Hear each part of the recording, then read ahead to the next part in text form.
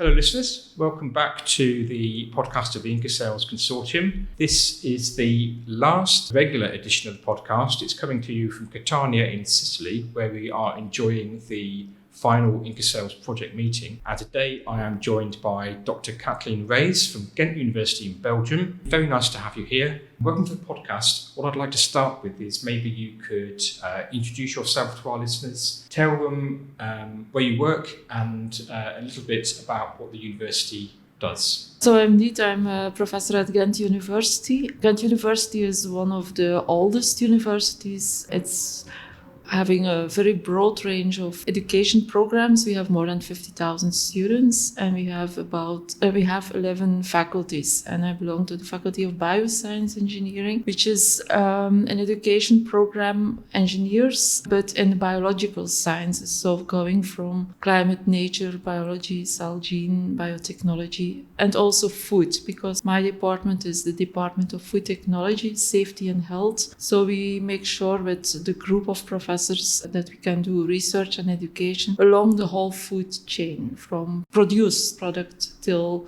the product that comes on the table of the consumers, and also the safety and the epidemiology is included in our department. Myself, together with a colleague, we have a pilot plant. The research group of Vegitech has a pilot plant, Vegitech itself, and we are looking from harvested plant-based products, so harvested potatoes, vegetables, also some fruits, till the processed ones that can be fresh cut, packed, but that can also be heat treated or fried or greased products. We monitor water and energy use, but also to look where all the byproducts can be valorized. And this is specific one of my research lines in the research group and in the department.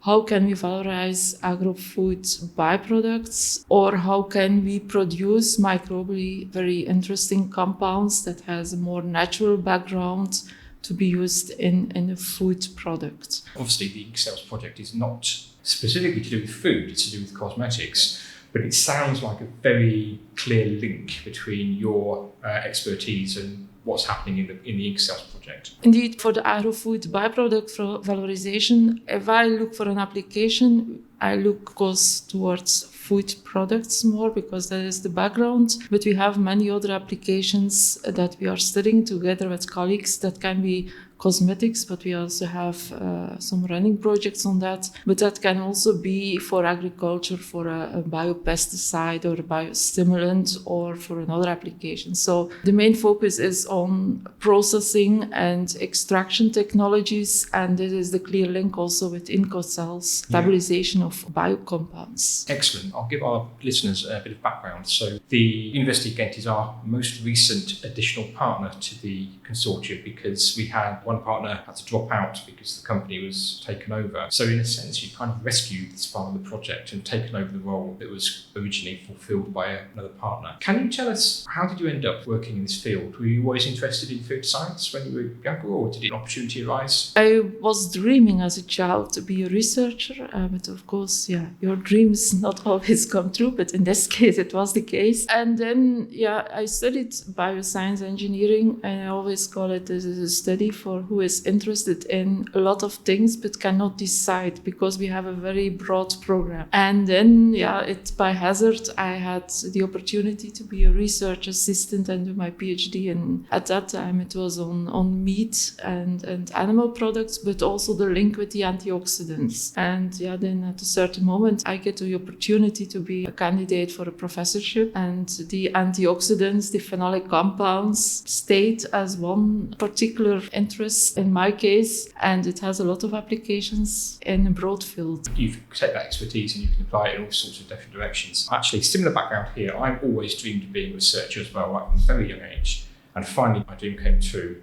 So what is your specific role in the InnCoCells project? What are you contributing to in terms of the work packages? Well, I'm mainly involved in the work package on extraction and pre-treatment of the biomass to have a better extraction yield. And one of the aims was also to upscale if necessary. So at this moment, we are focusing really on different extraction technologies, and this is also things that we are normally doing. We avoid solvents, we go to greener type of extractions, combinations of enzymes, microorganisms together with physical pretreatments. And then I think on high pressure, on ultrasound type of extractions. And we did this already on roots from hydroponic leak, but we will also, and it is really a connection with what others already have done in the project, cell cultures that have been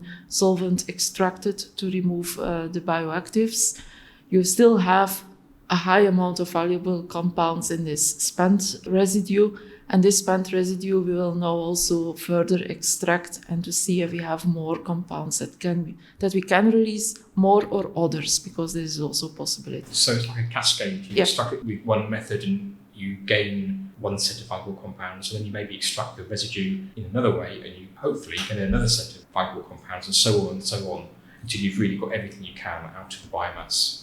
Yeah, that's the zero waste approach that we're trying to do. Of course, you can perform a lot of extraction technologies and combine whatever, but it has to be realistic at the end. So there is always weighing a little bit what is realistic and how much extra can you extract, and what is your extraction yield at the end. Obviously, the description of your work there is quite similar to what ILVO are doing. Do you work complementarily with those? Yes, because we have other type of technologies that we are using. So ILVO has BEV technology that they are promoting, but we are more focusing on high pressure or on ultrasound together with the biological, so the microorganisms or the enzymes. What is normally not often done at ILVO, using enzymes or the microbiological part. So in this sense, we are complementary. And this is great, because essentially what this means is that, again, some background information for our listeners.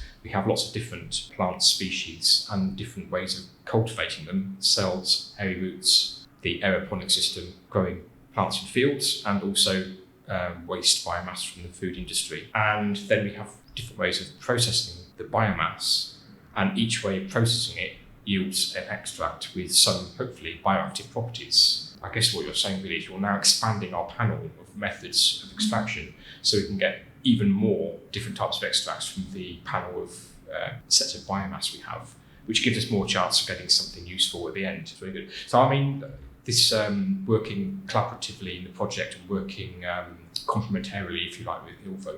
Have you worked in lots of Horizon projects before? Are you used to this kind of collaboration? With ILVO, yes, and also with others. Yes, we have collaboration, yes. Have you collaborated with any of the other partners in the current consortium, or was it just ILVO? In the current, it was just ILVO. We have not worked with VTT or others, but not with the groups that are involved here. Yeah. But I mean, this is the great thing about Horizon projects. Obviously, you get to meet new people to interact with, and then from that comes opportunities, future. This is one of the great things about the Horizon system. So talking about the collaborative aspects of working with InnCoCells, and especially the complementarity you have with ILVO, what would you like to see the project achieve for your organisation, and how do you think the organisation will benefit from its work in the project? For the lab itself, but also for in the university, in global at Ghent University, we are a very international group. So the collaboration with international people, European, but also outside Europe, is very important for our university. So you have the social contacts and the network you broaden by working in these kind of consortiums.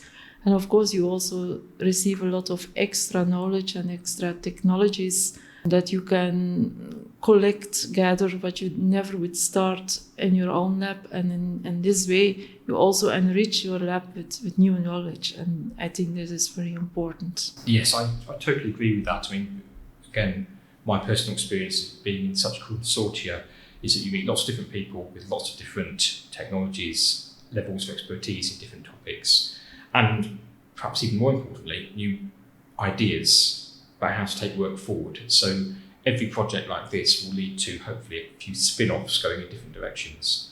And yes, I certainly hope we can work together in the future. So Katleen, it's been very, very nice talking to you. Thank you very much for participating in the InnCoCells podcast. Have you been enjoying the conference? Yes, very nice here. But first of all, the science is very good, and also if we have a place like this in Catania, that's even better. Absolutely. The weather has been fantastic, the food has been fantastic, and we've got a lot done in terms of the project. It's been very, very productive.